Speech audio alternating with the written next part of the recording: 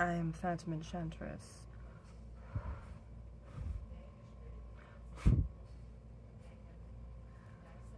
When it comes to debunking the myths of what people think the spirit realm are, it gets a little tricky because everybody says something different. One person will tell you to use this, and another person will say, don't use this. And then, lastly, it's really hard and it's really confusing to figure out who to listen to. Well, guess what? The best expert that's out there is yourself and your own experiences and things that people tell you. I would recommend to take with a grain of salt. And yes, that was kind of a blooper because I was trying to blow this out and I had been burning for quite some time. So stay safe when you're burning incense. I'm just saying, it's probably the best thing is to stay safe. Don't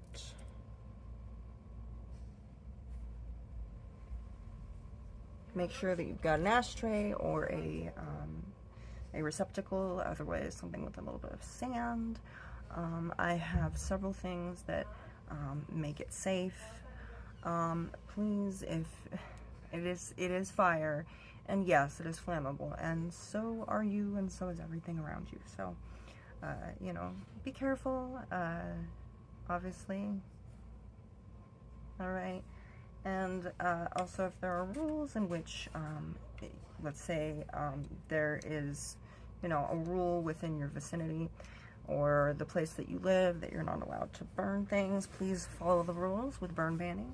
But it's really hard, and especially when there are so much negative stuff about the spirit realm. And I encounter it every day. Probably shouldn't, you know, based on my experiences on Facebook. But when it comes to Facebook, Facebook is just a cesspool of negativity. Social media just is. It's a garbage dump of negative thoughts and negative feelings and negative, just overall negativity. People don't go around and think, here's the logical thing, or this is the real thing, or this is the thing I should have been doing in the beginning, or no, it's usually impulsive and run by emotion and trauma. And by all means, some things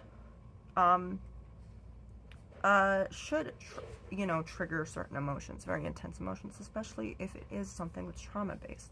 Unfortunately, getting advice from people that are, you know, telling you never to use something, never to use a Ouija board, never to go, you know, searching for spirits and that kind of thing, that may not be the best person to get your advice from. Although they may care about you, it could be somebody that has had a bad experience and is trying to help you.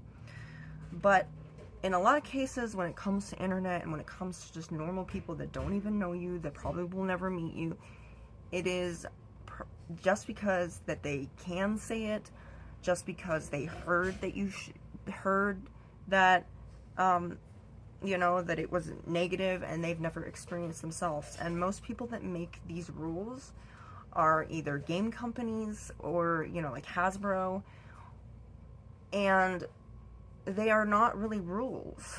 They're not really guidelines, and they don't really, as far as from person to person, is it going to work every time? Because with paranormal investigating, it is a personal experience. You may have a different experience than I do. You may say, I'm not going to touch Ouija boards. I'm not going to touch this. I'm not going to get involved with that. And that is your own decision. But at no point do you need to prove that your decision is the best or that your opinion is above everyone else. Okay? Your opinion is sacred. And as much as I like to just tell everybody my opinion, sometimes the opinion that comes out may be kind of offensive. The opinion is my truth, and from what I've gathered from my experiences, you have an opinion because you've had different experiences. You're a different person than I am. So to measure your experiences and expecting them to be the same from another person is just unrealistic. You're not going to have the same experience that I have, so when you hear me say something, obviously, it's probably not going to work out that way. It may never work out that way. It may turn out completely different, or it may be similar. But either way, it's going to be a unique experience. And I'm going to say, these are the things that they kind of tell you. And one of the things that people have told me is never to use a Ouija board in a graveyard. I was curious about this because I had heard this, and I've seen people do it. I've seen where it has gone badly, and I searched for things. I bought my first Ouija board on Etsy, and it was a beautiful board made from Ukraine by this beautiful Ukrainian woman, and they deal in woodwork, and I just loved it. And it had a bat on it, and it was this beautiful stained wood, very sturdy, and it was, you know, it was fantastic. And really, the materials of your board really shouldn't matter, because it's wood, it's plastic, it's resin, it's whatever it is, as long as it works for you. That's a personal preference. Some people will have a board that they only use at home, or have a board that is portable, that they can take other places. But another thing is, I have used a Ouija board in a graveyard, and nothing horrible happened. I blessed the board. Blessing the board is kind of like, is just, when I say bless, I mean cleanse and purify. So one of the things that I use is selenite. Selenite is a kind of opaque stone. It's very brittle, and it's made of, and it's very affordable. You can get it from Temu, you can get it from AliExpress, you can get it in bulk on Amazon. It's something that you can, that is, if you go, there's actually a place in Nevada, and I don't know where this is, but where you can just pick that stuff off the ground. It is a very plentiful kind of resource, and if you ever leave it behind to feel, you know, it's okay, because it's biodegradable. And after about 3 days of submersion, you can get it wet. People say that you can't get selenite wet, but you can actually, and you can use it to shine the selenite. So, but make sure that it's dry, because after 3 days, not 3 years, after 3 years, no, after about 3 days, it will start to disintegrate. So this is one of those rocks you probably do not want to put in water and submerge it for over 3 days. Obviously, that's not something that we do, but I'm just going to say, if you're going to leave this outside as an offering to a spirit, that's probably not a good idea. I have done that in the past. I've let a little bit of selenite because that was the request. But if you want something that's going to be a little bit more durable, I would suggest getting something that's not going to, more of a sturdier rock, because selenite is so freaking fragile. Your fingernail is actually stronger than it.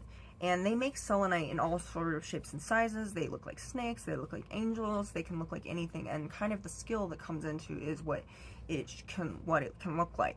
And it's very moldable. As I said, it's very easy to work with. The only thing is, maybe not the best thing to have in your hands all the time, because it does, eventually it will start to kind of misshapen after a while, after use.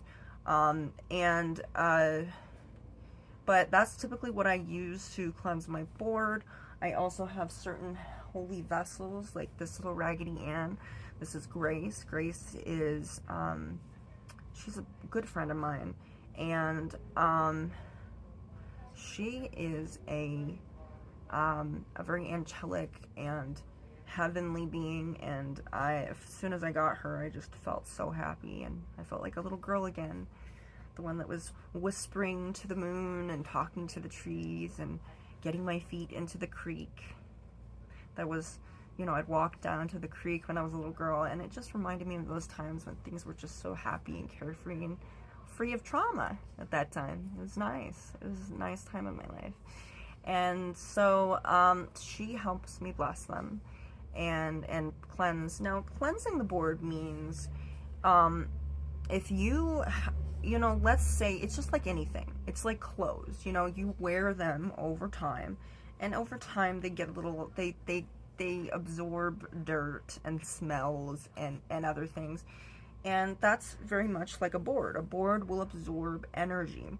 And sometimes if the energy is not what it should be, and you're coming to the board and you're grabbing the board, and it's one of those things where you didn't have the right state of mind, or you're around people that are in the right state of mind, or you're around people that are scared, someone that is, you know, it's energy really, and what you bring to it, and also showing respect, being respectful of the spirits that you're interacting with. People underestimate the fact that they don't realize that the Ouija board is actually a very, it is a expert tool. It's not intermediate. It's not a beginner's tool. So beginners stumble into it, and I can honestly say that a lot of these, this is a theory, this may not be a fact, but I think the people that make up these weird stories of like, don't ever get it wet, burn it, or, you know, bury it if it gets something negative attached to it. And these are very extreme, and I've heard actual, you know, Wiccans and witches say this about how you're supposed to bury it if the planchette in another place and then the board in another place. I do not recommend burning anything, okay? First of all, burning in unless you're burning frickin' incense or candles, burning is usually a very aggressive, take, and it can be taken as a very, as a challenge, or as kind of, you know how dogs bare their teeth. That is kind of like, you know, you are establishing dominance, and if you are trying to establish dominance with a particularly dominant spirit, you're gonna have some confliction, and that is not good. That is not good. I'm gonna say spirits are a lot like people.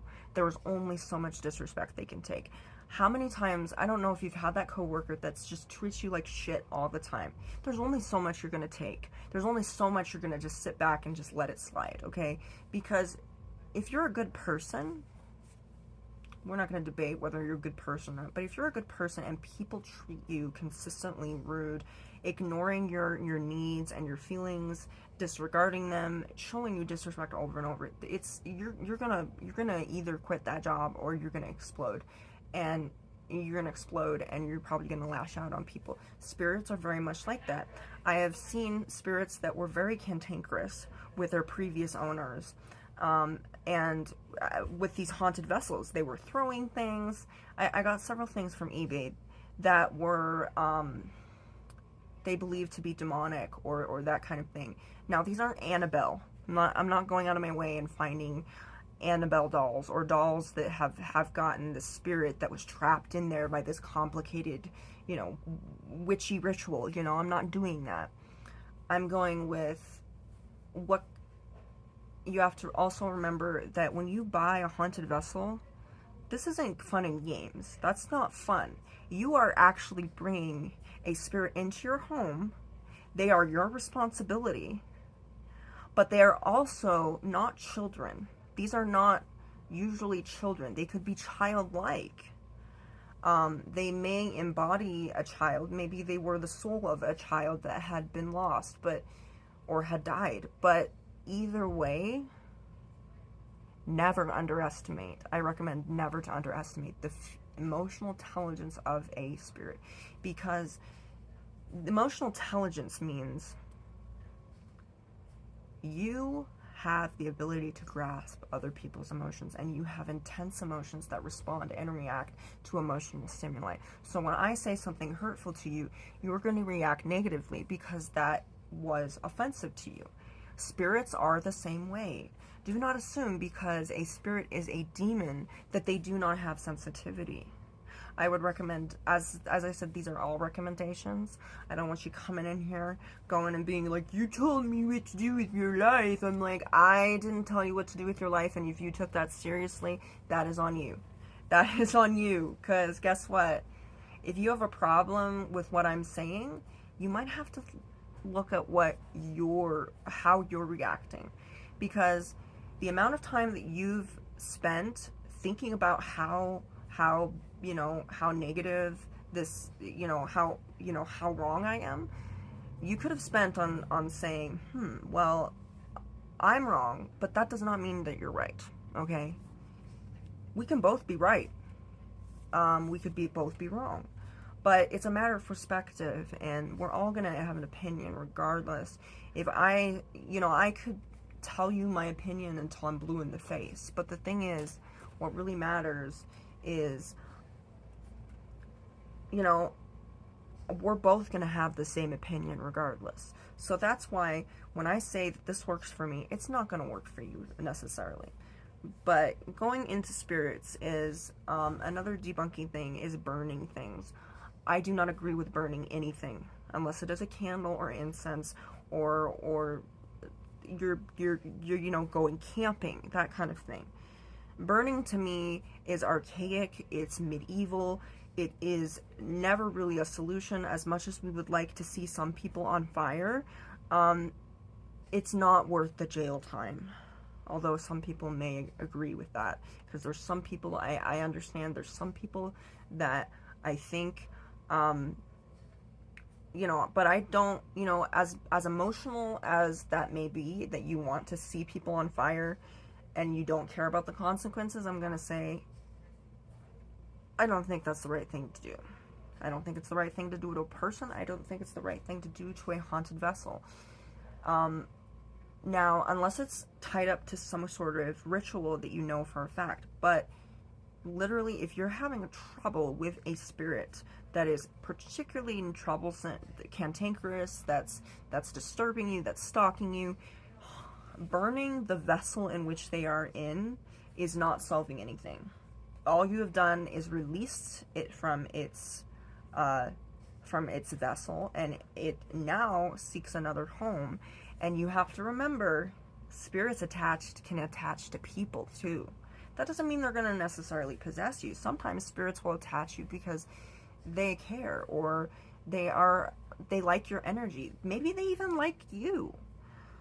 But the one thing that I've seen people do, and this really kind of pisses me off a little bit, but I understand from their standpoint, is people come across a doll, it starts moving, and then they shut them in a room. Okay, yeah, I understand, it's scary, things that move on their own. Okay, that definitely, in certain situations, that could creep me out, that could freak me out, that would make me scared, but after a while, I would be fascinated, because I would realize that, with me, if there's something that's scaring me, I have to reflect, why is this scaring me? Why is this creeping me out? Why is this? And I can tell you, there have been spirits that I've encountered, they try to scare me, they try to do that. They try to, get a reaction, and I won't react. But the more I ignore them, the more frustrated they become. And I'm going to tell you, from a personal standpoint, I know the devastation of being ignored, and the devastation of nobody considering your feelings or your wants or your needs. And spirits I think have the right, if they've already been in that house or in that home or in this vessel a long time, they have the right to take up space. They have a right to exist. They are alive. They are sentient. So when you bring a haunted vessel into your home, this is like a person. This is either going to be the best friend that you've ever had. It could be like a family member. But respect is really important when it comes to that. If you just the same way, spirits work this way. Some of them do. That if you give them respect, they will give respect back. Now, if a spirit does not respect that, that is an unreasonable spirit. That is a spirit you do not want in your home, and they do not need to take up that space. And I will make that clear. When I bring a haunted vessel into my home, I will say, you can do whatever you want. You are a free agent. You are an independent, sentient being. Who am I to tell you what not to do? But there's only one thing that I require, and that is this: do not harm my family, do not harm my friends. This home is your home. This family is my family, and my friends are your friends. And when they hear that, they feel that they have a sense of belonging, and they feel that they need to protect that territory. Spirits are very territorial, as you've seen with Wendigos and skinwalkers. They can be very, very territorial because of the fact that perhaps they have been made, like for instance, if it's a child's toy especially, don't be putting this in a room and forgetting about it, okay? That's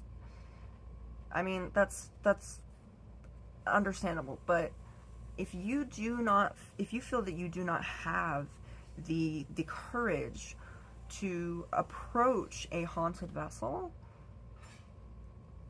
get somebody who can. Get somebody who's brave, who can actually communicate and understand these spirits. Because I have seen a lot of times with these spirits that are throwing shit and they're getting upset, it's because they're being ignored. Their feelings and their thoughts and their wants and their needs are being ignored. And spirits make emotional connections and emotional attachments, meaning they will love you. They will care about you. They have a lot of things that are very similar to us. Some of them used to be humans. Some of them used to be animals. Some of them have always been spirits.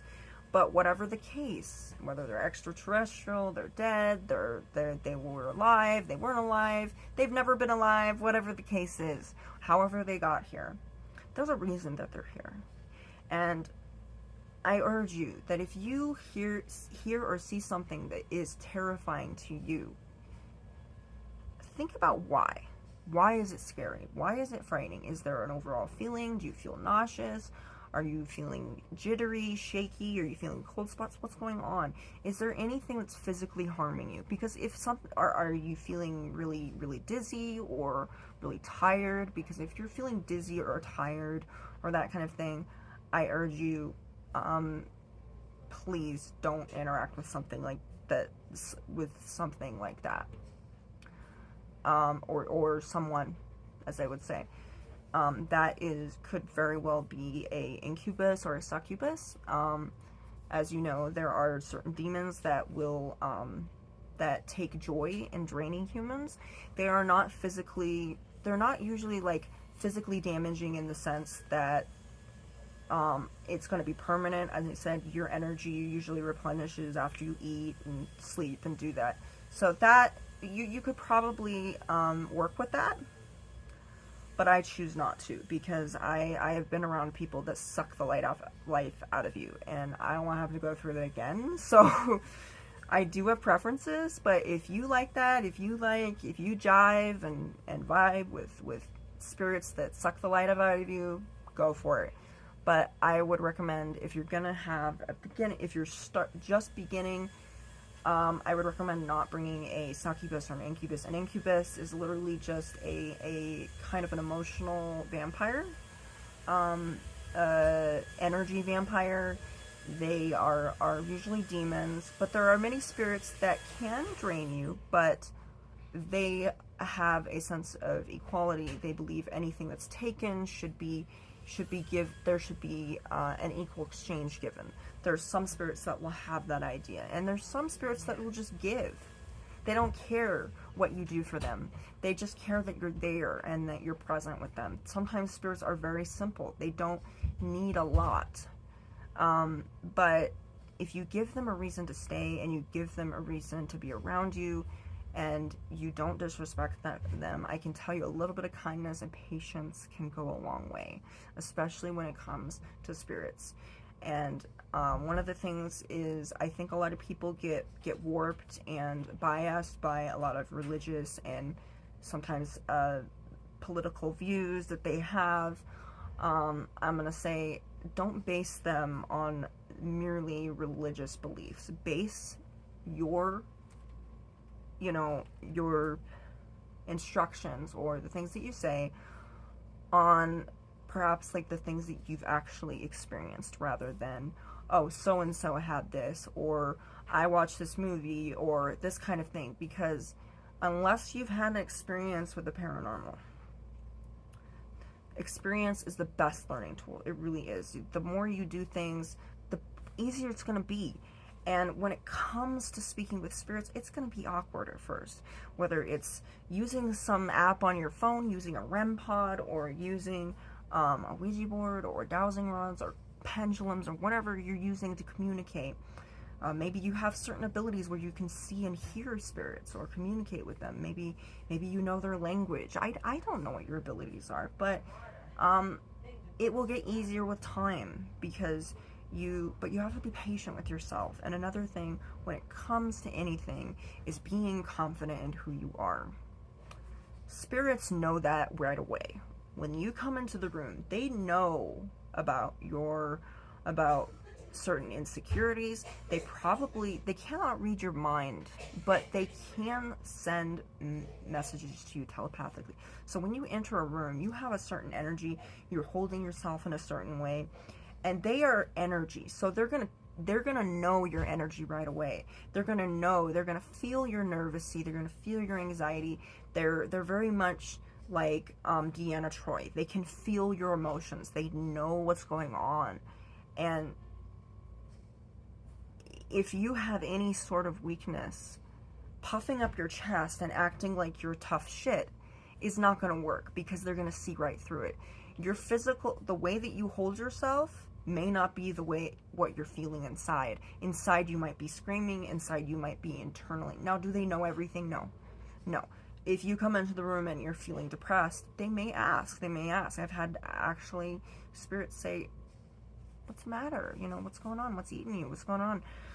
And they're very, very compassionate. And I've had even that kind of sensitivity with demons, believe it or not. I was just sitting there with my plushy clown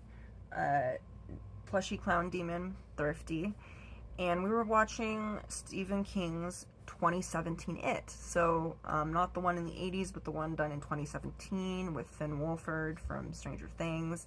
So I watched that, and one of my favorite movies. And Georgie was being pulled down to the sewer, and the first thing that the Thrifty said, he says, that's a shame. That's really a pity. And I said, what is? That he has to kill children. And I said, do you think children are innocent? And he said, yes. Now, obviously the argument, I've always gotten this, is, well, demons can lie. Okay, anybody can potentially lie to you. Okay, these are what we would call white lies, or also, but in their terms, it may not be lying. Now, yes, demons can lie, of course. But potentially any kind of spirit can lie to you. I've had angels come to me. I've actually done this. I would say, okay, why didn't you tell me this? You told me that things were this way, but they're actually this way. And they will be really cheeky with me. They'll be like, and I'll put them through a series of tests to see if that's, if they are who they say they are. Test the spirits. That's definitely something that's needed. But I make sure that that's who I'm talking to. And that's very important with paranormal investigating, is knowing who you're talking to. But what I asked is, why didn't you tell me this? And they said, well, you didn't, they'll say things like, well, you didn't ask. Or they'll say something like, well, that wasn't your truth. That was our truth. But we thought that you were not ready. I thought you weren't ready for that truth. So they will keep things from you. And sometimes they will not reveal things to you because of the fact, not because they are trying to deceive you or in any way. It's either because they don't feel comfortable, or they're trying to protect you, because sometimes there are certain truths, if they were to tell you, you would be like, you wouldn't believe it. So sometimes they will wait for certain times to tell you the information, either when they're comfortable or when you're comfortable, because they know when the time is right.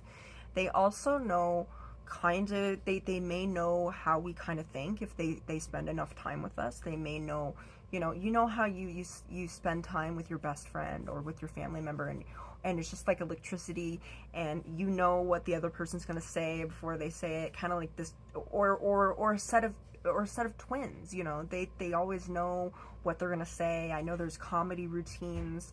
There's actually some comedians that will do that. They will just like like bounce off each other because they're so in tune. And that's amazing when you can get that kind of closeness and that kind of intimacy with a spirit, because it's very special. So when a spirit manifests themselves to you physically, that is very extraordinary. Now, that doesn't just happen because they're angry, or the fact, it also takes a lot of energy. That means they're very powerful. And if they are communicating to you in a way that defies logic and meaning, so otherwise they're talking to you through a phone that isn't hooked up to anything. I've heard people actually picking up toy phones, you know, the one with the eyes and the Fisher Price, and picking it up and going, "Hi, how are you?" And it's their long lost grandmother. The fact that the spirit is actually trying to communicate with you physically is freaking amazing. That is a privilege. That is a gift. The fact that some spirit has defied logic for you, you're a special person. That means the spirit was impressed enough, or was actually interested enough to actually do that. So yes, it's disturbing. Yes, it may be frightening. It's scary, and it's because it is something that is unknown to us. And when we encounter something that's unknown, we as humans will either get it away from us, we'll get scared. We often fear what we don't understand. And I can tell you, if you acknowledge these things that scare you, I can tell you that over time, those fears will dissipate, because you realize and just examine, why are you scared? What is scaring you? Do you know for a fact that this is going to harm you? Do you know for a fact also, if you're going to do anything that's drastic, meaning burning, shutting them away, locking them up, you need to figure out, are they a threat to you? Are they a threat to you physically? Are they a threat to your family? Maybe they're not a threat to you, but they may be a threat to someone else. So really determine that. And that takes time, that takes patience, that takes, and that may be a little bit too much for you. So the best thing, just remember, when you have a haunted vessel, this is a sentient being. This is not just some toy. This is not something, you are actually, it's almost like you're getting a family member. You're getting an extra family member. It's like a pet, okay? But it's more than that. It's not just a pet. You don't just tell it to do whatever you want and it performs. You know, you tell your dog to do whatever it is and it does. They do it. Not spirits. Spirits are very much like cats, okay? They don't do what you want them to do. They're going to do what they want. They're very independent. They will leave when they want to. It's like having a cat, okay? Very much like having a cat, not like a dog. A dog will do anything. I mean, will do anything to please you. Spirits, on the other hand, are individuals. They may do everything that they want to please you, and then, on the other hand, they may not. They may just flip you the bird and take off. And a lot of spirits are not actually bound. They're not, like, it's a kind of a rarity for a demon or an angel or a spirit or anything like that to be, like bound to it. That's Annabelle shit. That's extreme. That means somebody saw the spirit, and the spirit was so evil that they had to actually put it in confinement or put it behind glass. That is not the norm, okay? If you've watched The Conjuring, if you've seen all those paranormal shows, I'm going to say those are extremes. Those are things, they may never happen to you. You may never encounter it. You may have just heard about it. I'm just going to say the extremes are not the norm. Extremes are not what happen every day, because I have seen people that literally have great experiences with their dolls. There's a woman that used to go live on TikTok. She literally used to go live on TikTok and talk to her dolls. Now, at the time, it totally freaked me out because I didn't understand. I didn't understand haunted vessels. I was scared. I was not in a good state of mind. I did not think that would ever be me. I mean, I used to be that person that would say I would never watch a horror movie. I would never play with a Ouija board. I would never do that. Now I have 6 different Ouija boards and another one on the way. I am going to be getting a Stranger Things Hasbro Ouija board, which I'm really excited about. I'm so stoked about that. I can't wait. Like, I can't wait till I get that. That's gonna be fun. So it's gonna be here probably next month or maybe tomorrow. I don't know. It just depends, these eBay things. But just remember, it's very much like the Indian in the cupboard. Okay. I don't know if you've seen the Indian in the cupboard. It's done by Frank Oz, who does the puppetry and voices for Miss Piggy and Bert, with Bert and Ernie in Sesame Street. He has retired, but he's also a director and puppeteer, and he's a legend. He's one of my heroes, and it's a wonderful movie. It's part of my childhood. I love it. I love it how the kid is just very mature, and he just has that respect. He realizes when he puts a figure into the cupboard that he's gonna get something that's actually alive and sentient. So when you order things on eBay, Mercari, Poshmark, Amazon, Etsy, anything, any online shop where you get something that's haunted, which anything could be. I mean, its possibilities are endless, really. And you know, when you bring that, you're bringing a friend over. You're bringing a family member. You're bringing a sentient being that's alive, that has feelings, emotions, wants, and needs, and traumas and desires. You're not just bringing a toy in there, okay? So that's a responsibility. And it's also your responsibility to make sure that, you know, that they are a right fit for you. Are they? Because sometimes spirits just don't vibe with certain people. They don't like, they're very much like animals in a way. You know how animals can really like sense, they know when you're upset, and they can feel it, they can smell it. Spirits are very much like that. I've actually had, it was really kind of a creepy experience, but I'm gonna say if I'm mildly creeped out, that's fine. But a demon actually told me, I can smell your fear. I don't know if they actually can smell, but I would not, I don't doubt it. But they do know about our energy, and I'm going to say that. Do not put on an act for a spirit. Okay, don't lie to them. I don't recommend doing that, because when you lie to a spirit, they're going to know that you did, because it's not just your overall feelings, but it's also kind of it's not just overall feelings, it's also the emotions that go with it. So if your face says, I'm in charge, but your energy says, God, I'm gonna die, they're gonna know that, and they're not gonna look at your physical appearance, because they can see you at a molecular level. I've actually had a spirit tell me that they see things at a molecular level. That means they see your muscles, they see your skeleton, they see how your body functions. So they know when something's wrong. If you're gonna be, and they will sense it right away. So don't try to be physically impressing a spirit, because they don't care. They probably do not have a physical form as we know it, so they have to manifest in a way that's going to connect with us, that's either going to scare us or is going to be most effective.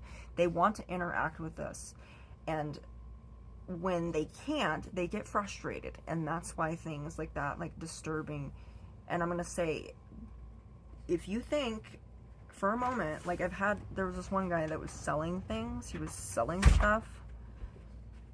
Like, he lived in a haunted house, and he said, well, I'm hoping if I get rid of the stuff, like, it'll be less haunted or something. And I'm like, pretty sure that doesn't work, because spirits can attach themselves to just anything.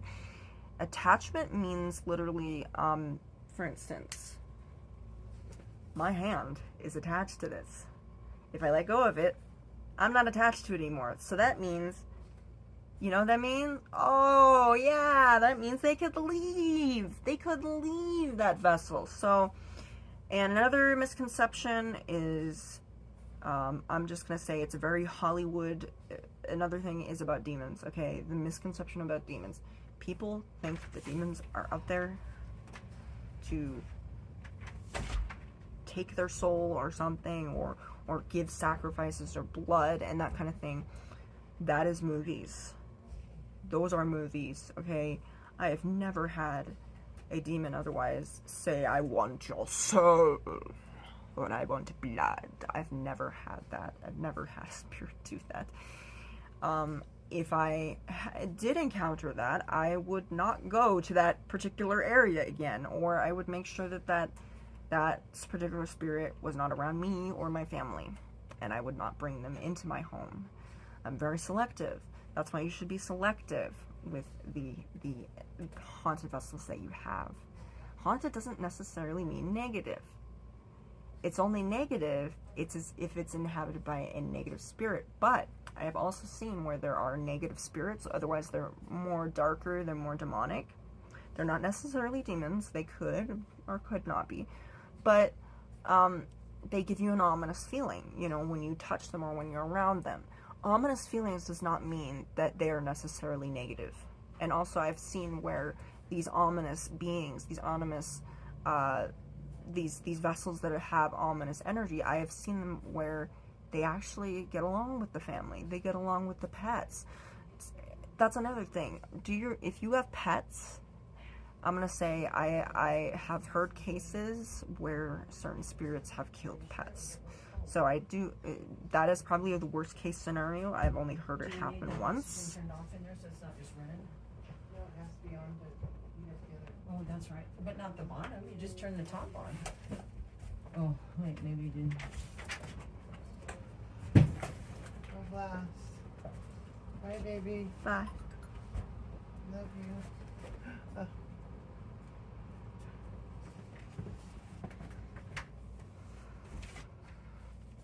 Anyway, so, when it comes to spirits, especially like demons and that kind of thing, yes, they can be violent, they can be aggressive, they can do that, they could probably, injure an animal or do that, but in actuality, if your animals are, not having bad experiences, or your children aren't going or freaking out or that kind of thing, that should tell you what kind of energy that has. Now, you could feel something. I had a spirit recently that looked like the Grim Reaper. Okay, I felt nauseous. I felt sick. It was really scary, but I reached out to that and I said, and I just had this ominous feeling immediately. I sort of felt this ominous feeling, but then I reached out. And she said, my name is Sonia. I am an angel of death. Now, the angel of death is actually, if you have a religious background, it's actually something that has been, obviously, you know, take this with a grain of salt, but there have actually been angels of death recorded. Obviously, you know, you can't trust everything that you read, but I have heard there being an angel of death in the Bible. I've heard of other instances. I've heard people actually say that they've met them. Now, an angel of death is not necessarily, they are very ominous, but they are not demonic. They are harmless. They're not demons.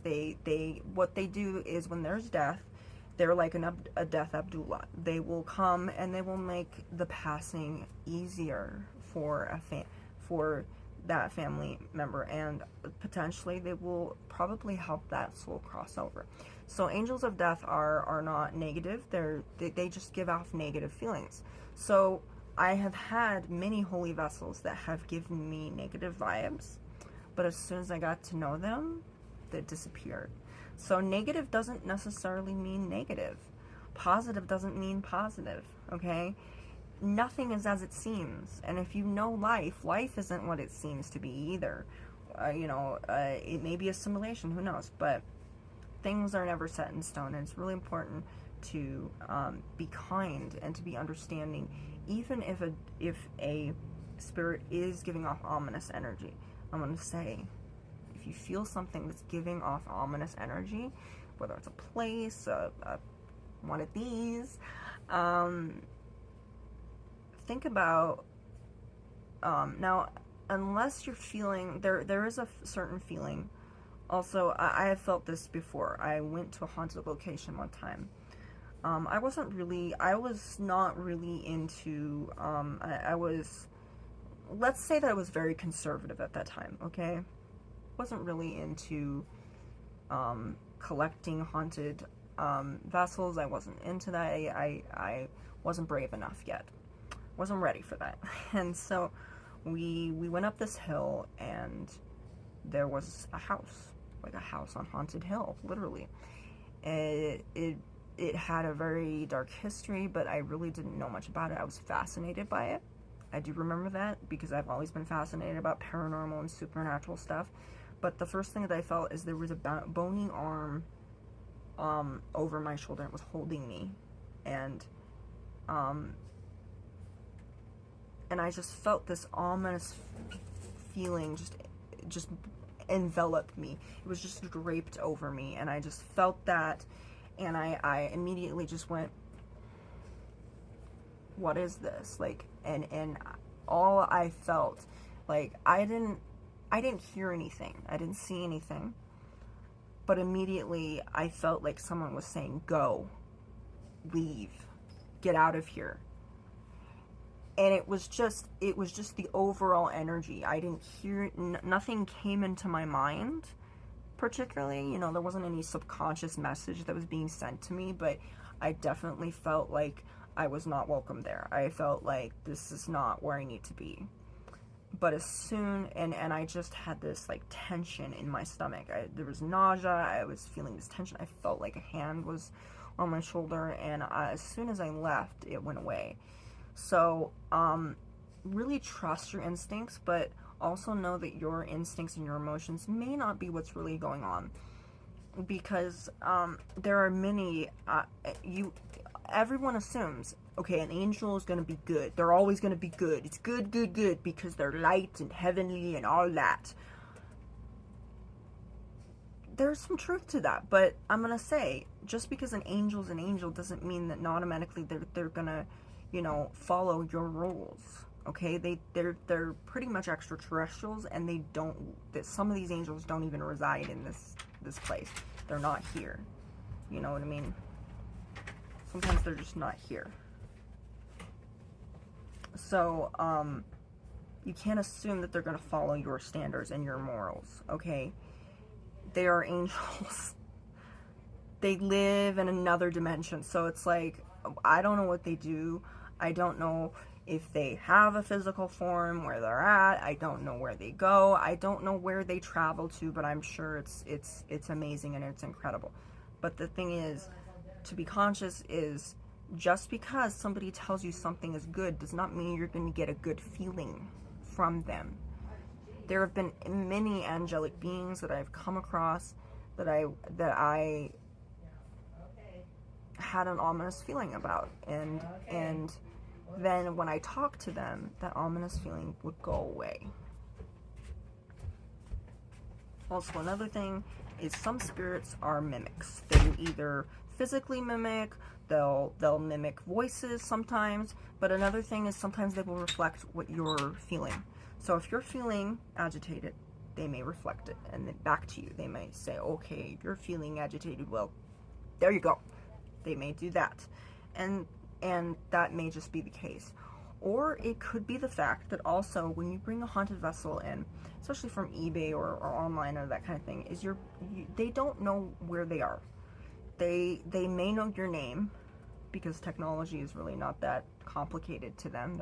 They're some of them are ancient and infinite beings, so they're gonna experience that. They're gonna, you know, they may reflect that emotion, and but they're apprehensive. They don't know what's going on. They don't know where they are. They're looking around, and they don't know if this is going to be someone that's going to ignore them.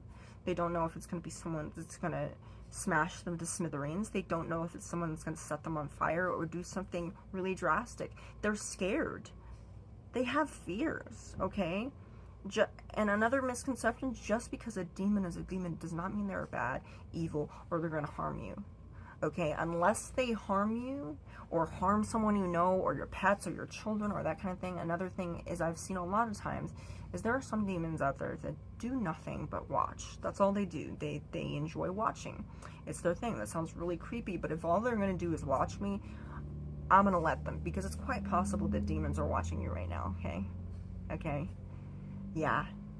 How do you think ghosts do that? You know when they go to a location, they say, I know your name. How do you know this? Do you read my mind? No. My buddy Jeff told me. Who's Jeff? Who's Jeff? Well, Jeff, he's a guy. He's my man. You know, he goes to these places and he goes and learns about you. So there's some demons that will for the sake of learning and the sake of information, they will just sit there and watch. They want to figure out. Maybe they're curious, or maybe they do have an actual mission, where sometimes they may be attracted to certain energies.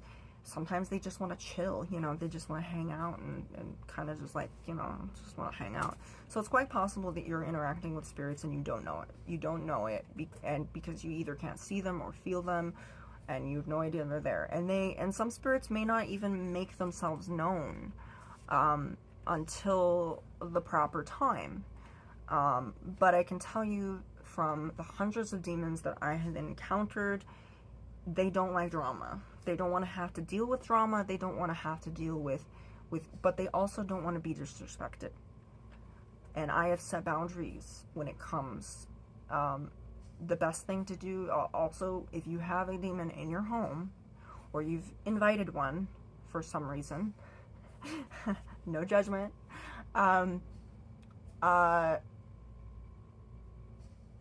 if you give them respect, they will give respect in return. Some of them have that idea of equality. They think that, you know, if you give something, they're going to give it back. So that means if you give them disrespect, they're going to give you disrespect 3 times over, maybe even 10 to 20 times over. So if you did something that was wrong, they're going to make sure that you know what you did was wrong. Do not try bullshitting a demon, okay? Because first of all, anything, I actually have, you know, I've encountered, this is coming from experience, but I'm going to say is don't bullshit any kind of spirit. Just, please don't think that you can like outsmart them. Now, unless you know how to really, you know, unless you know how to like control your energies, like you're some sort of like Karate Kid kind of master where you can just like control your energy and always be peaceful, or you're some sort of, you know, master of your energy, they're gonna know that you're lying, okay? Don't try bullshitting someone as a spirit, because and especially a demon. I'm not saying this because they're gonna destroy your life or do that, but a lot of times when demons or spirits act up, there is a reason. A demon isn't just gonna go and say, okay, you know what, I want chaos.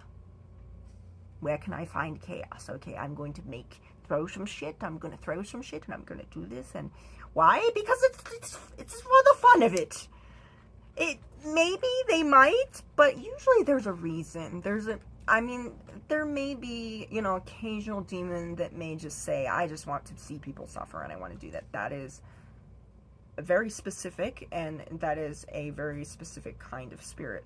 And that may not be the norm. That is maybe a very, very, you know, specific case, you know. But most of the time when I've asked demons, why are you acting this way? Like, why is this going on? Why are you angry? What is this? And most of the time they will say, I'm not being seen. I'm not being heard. I am being ignored, or people don't listen to me.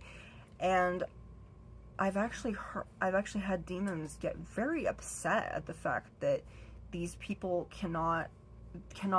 they misinterpret their needs. They don't understand. And when let's say for a moment that you can't communicate. Let's say that you don't have a way to communicate. Like you can't verbally say it. You're mute, okay? You can't do that. Now you're trying to explain to them in so many words, and you're trying to explain to them without words. How hard that would be. So they communicate through emotions, through feelings, sensations, thoughts. They can send things to to your dreams, and when you're awake, they can send things to your subconscious and tell you what it is, and messages and that kind of thing. And some of us can actually just hear them naturally, you know, or see them naturally. So, but whatever the case, I'm gonna say is that if they're doing everything they can, like they're using all their abilities to communicate with you, they've defied logic, they've done all of this, they've done all of that, and you're not listening to them, there's probably a reason why they're throwing shit and acting up. Because if nobody understood you and nobody wanted to understand you and they just put you aside, how devastating would that be? I mean, in this day and age, if you're mute or you can't talk or you have some sort of, you know, there are people that have very severe autism where they cannot speak verbally, they're nonverbal. I have seen them act up. I have seen them actually act up several times. Because they can't get their point across. They can't tell them what they need. They want this, but nobody is listening. Imagine if nobody made the effort, okay? Nobody made the effort to help you. Let's say that you have some sort of disorder that you can't write things down. You can't communicate in any way. How would you do that? How would you convey your message? Well, you might, maybe you might, well, I wouldn't say, let's just say that you don't know how to communicate verbally, okay? Then you would try to do hand gestures. You would try to convey your message through facial expressions. Maybe you might do that. A lot of animals and such actually communicate that way. Chimpanzees and other monkeys will actually communicate that way. Dogs communicate through facial expressions as well.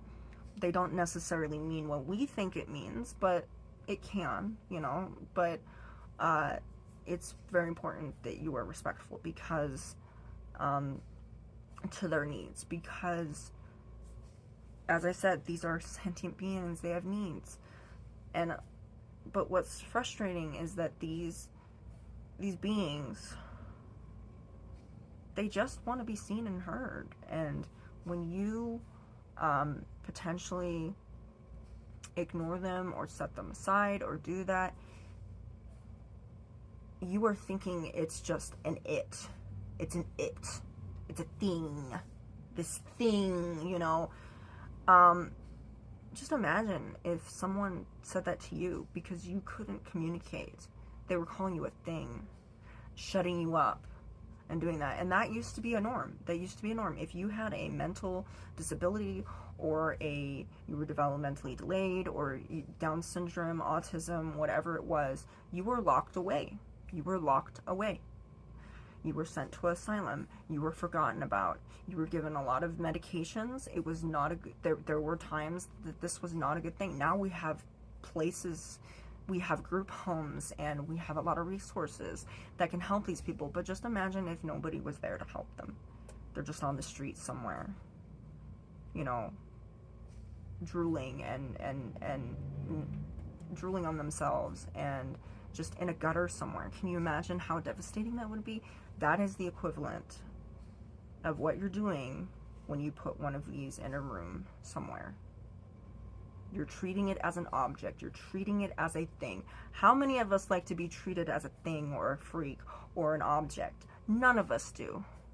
Just this, I don't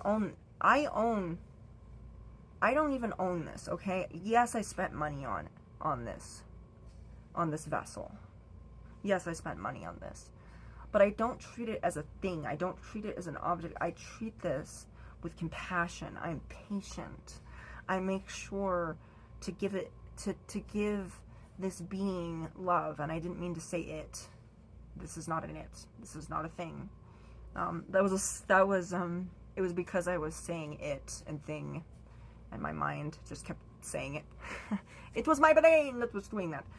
But I treat her with respect. I take her places. I make sure, you know, I gave her a gift. You know, she's my best friend, okay? This is, you know, when you have a best friend, what do? You spend time with them. You make sure that they're clean. You make sure that, you know, there. They've got everything. Get the ruffles out of there and kind of go like this. It's the way that you treat it is just treat this like another person in the in the home, in the family. Treat it like it's like they are another person. It's not It's not a thing. It's not a freak. This is a individual, and they chose to be here. And sometimes they chose to be here for you. And when a entity goes out of their way to try to communicate with you and physically manipulate the environment they are in, that could very well mean that they are comfortable with you. They want to be near you. They want so badly, they will do anything to communicate with you. So think of yourself as fortunate. Think of yourself as special. You're a special person. You're a powerful person. And if a spirit is trying to contact you, that confirms it right there. Now, as far as this being a gift or being a curse or whatever it is, I think so many people take it negatively. They think that things are, they take it negatively. They really do. And when you have an encounter with a spirit, nothing is really as it seems to be. Just because something is negative does not mean that it is a negative entity. Just because someone reacts this way does not mean that it is bad. There have been spirits that will like kick dogs around. Does that mean that they're evil or bad? Not necessarily. It could be just the fact that the dog is freaking annoying, okay? Maybe it's one of those Bichon Frise or something, one of those Shih Tzus, those things. Those things. No, they are sentient as well, but, they may not see that dog as being valuable to them. They may see that as a nuisance. They may not like dogs. I know that there are actual spirits that have preferences. There are some spirits that don't even like cats. They don't like dogs. And it's because they're individuals. They have their own opinions. They're going to tell you what they like and what they don't like. Spirits are very forthcoming. So when it comes to any spirit, be as honest as you can with them. I recommend be as honest as you can. Show a little bit of emotional vulnerability. Say something about your past. Say, hey, this was my childhood. This is what's going on. But most of the time when I have said something that's personal about me, about my life, immediately they get an idea. They feel my emotions, and they know that I'm being sincere. They understand that. And when they see that, they see me as, when you reveal your emotions to someone, that's very sacred. You're revealing a part of your soul. You're revealing a part of your heart and what's inside your mind. And that is a very precious gift. And the fact that you're giving this kind of personal information to them, they may value that because you're opening up to them. And emotional vulnerability is tough. You don't get emotionally vulnerable with just anyone.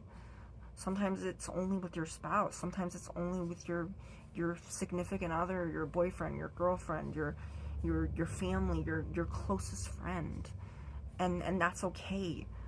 But when you do that with a spirit, it's received so deeply. They really do listen. They really hear you, and they strive to understand you. And making judgments because of the fact that they are either on the darker spectrum or the lighter spectrum, that does not mean that that's what they are. There is nothing for sure within the spiritual realm, and that's what scares people. That's why people say, well, demons lie. I'm going to say, and this may just increase your fear even more, any of them can lie to you. If they don't feel comfortable with telling you something, they're not going to tell you. And that goes for angels or demons, animals, elementals, extraterrestrials, whatever. They can make their own decisions, and they can decide that they don't want to tell you something. And sometimes they won't tell you that when you ask to tell, when they say, hey, tell me your story, they won't necessarily tell their story. So what I do is I just say, tell me a story. That's what I do. When I have a session with a spirit, I'll say, tell me a story.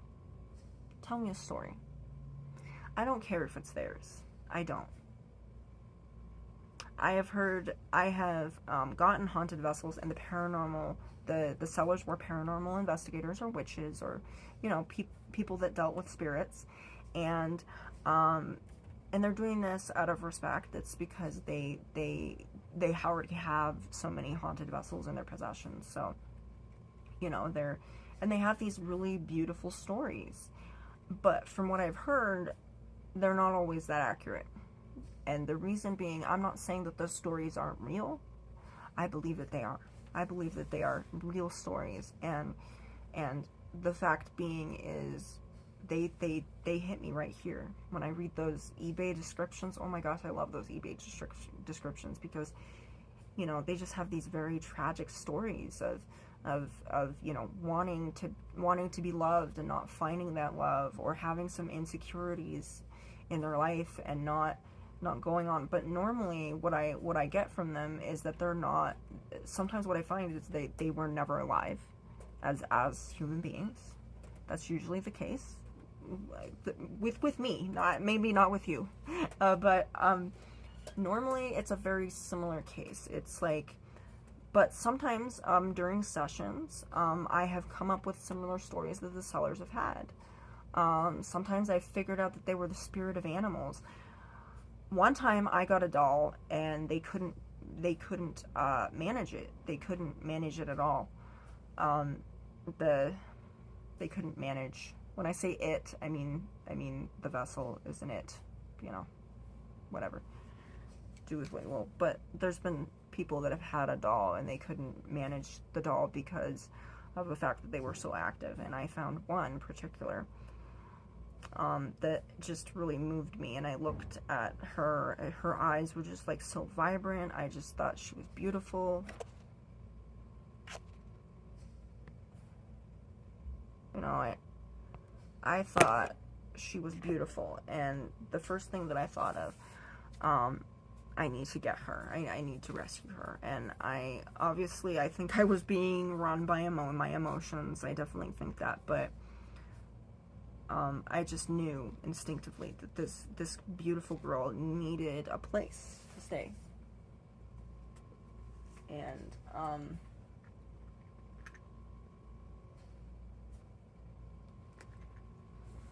so this is Beatrice. Beatrice is, she was not clothed. The seller had refused to brush her hair or wash her or do any of that. She was being sold for $65. I was about to tell them, and I was about to kind of just say, I'm going to, I was going to say, if you're not going to bother to clean this, why do I need to spend almost $70? You've got $9 in shipping, and you're going to tell me that you're not even going to wash it? So the first thing that I did with her is I made a connection with her. I reached her via a Ouija board, the Ouija, whatever, however you want to say it. I like the Ouija. So I get to the Ouija board, and I start communicating. I make sure that I have a safe connection. This is how I do this, is I will say Amira, and Amira is one of my angels. And so I say, if there is a safe channel that I can communicate with this spirit, then may I be able to communicate with her. Now, when it is safe, this usually takes a couple of seconds, and then when the plancha starts moving, then I start communicating, and I started kind of talking to her, and I really didn't know what was going on with her all that much, but she said her name was Beatrice. I asked her, of course, are you an angel, are you a demon? She said that she was angelic, and obviously anything you get on the board, take it with a grain of salt, obviously, because there's a lot of layers to truth. Sometimes the truth is and yes, they can lie, potentially, but so can any of them.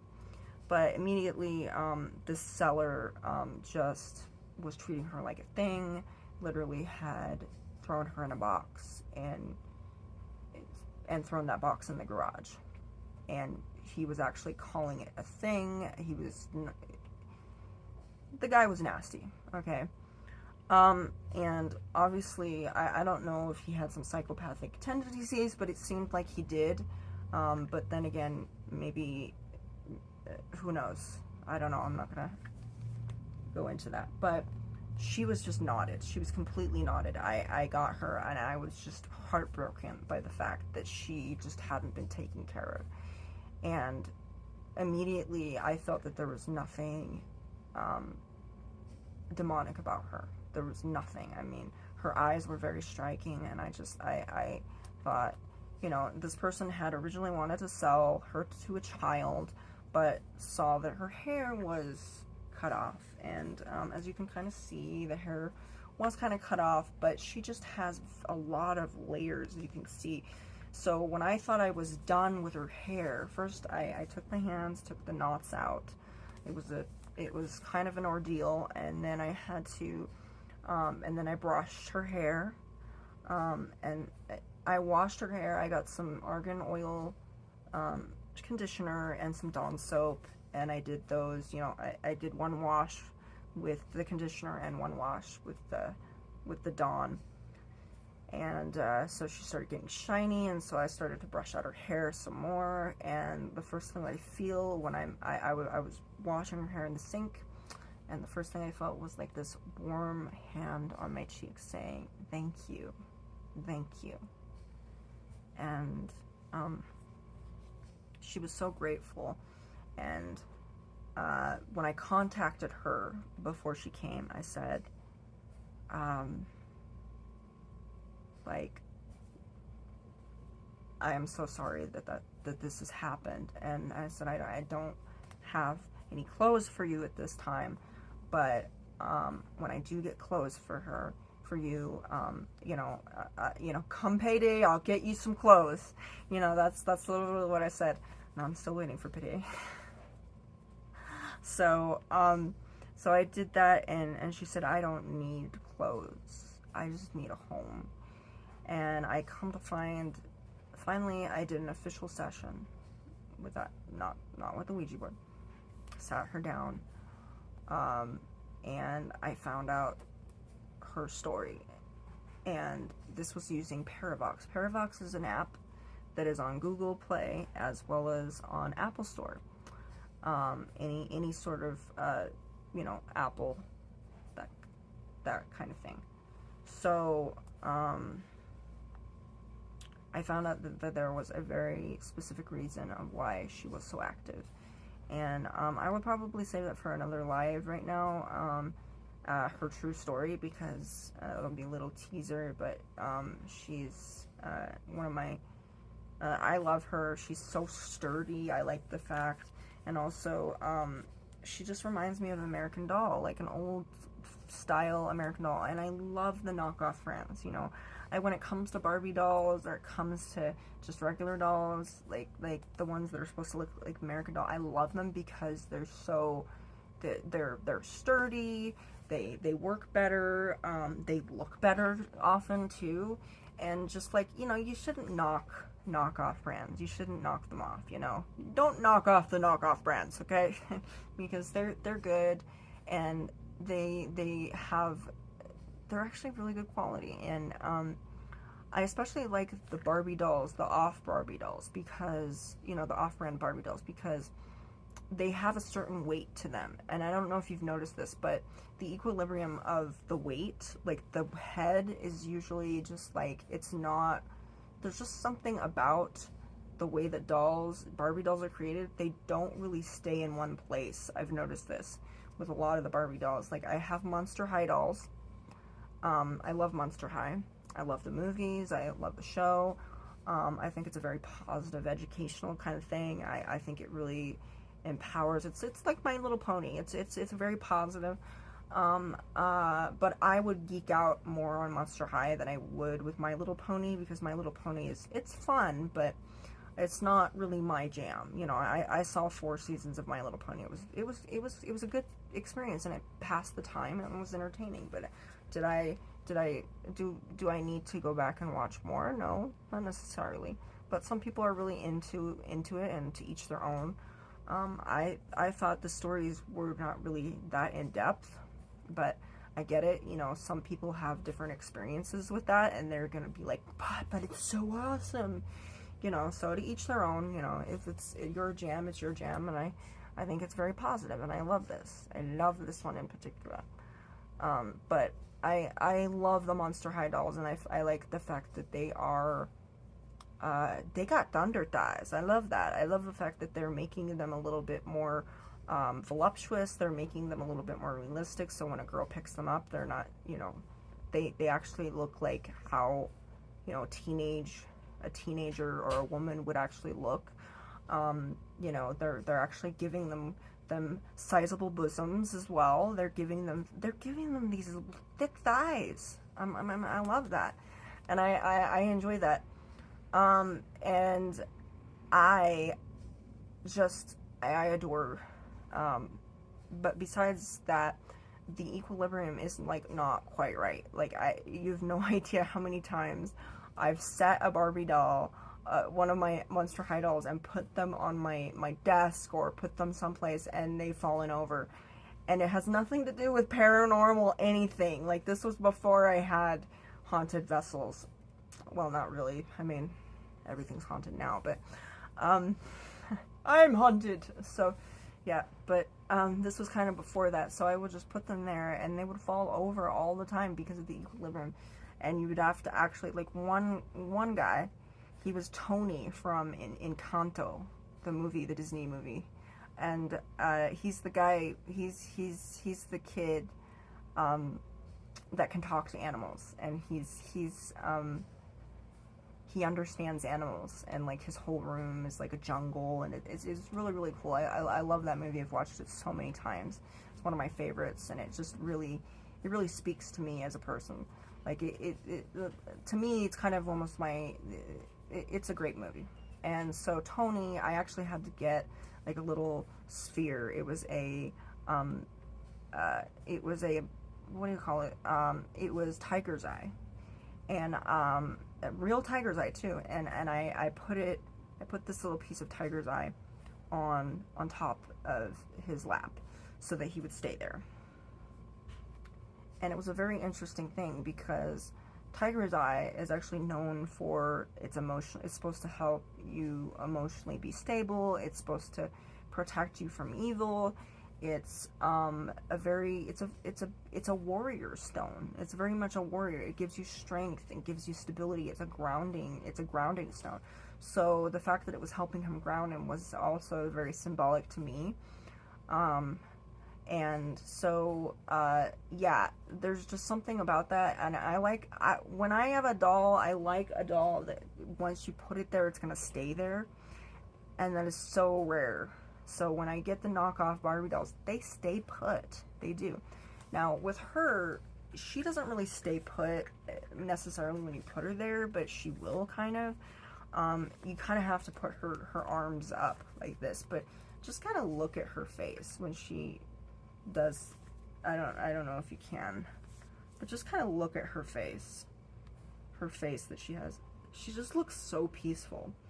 And just imagine this, when I was washing her hair and doing that, I was just like washing her hair and stuff, and she just had this like look of bliss, just like, you know, like that. And ever since then, yeah, So she is my my newest addition to my haunted collection. She's my newest member of my spirit family. So she's very. I love Beatrice because and you know, the first time I opened the box, she was like this. She was like this. Okay, she was so like this, like right here. And she was all like this. And the first thing that happened was she opened her eyes, which I'm not going to demonstrate. I don't need her to demonstrate. She does not need to do that. I don't like to have my spirits perform. They're not dogs. They're not animals. Okay, you know, they are not theater performers now, unless they have a theatrical flair and they love to do that. No, I typically, it's really best not to ask your spirits to do specific things. I mean, you can ask them and be really nice and say, please, would you make the light flicker? Or please, would you show me a sign? That really doesn't matter. What really matters is, like, your intention. Like, if you're intending to get more views, they're probably not going to do it.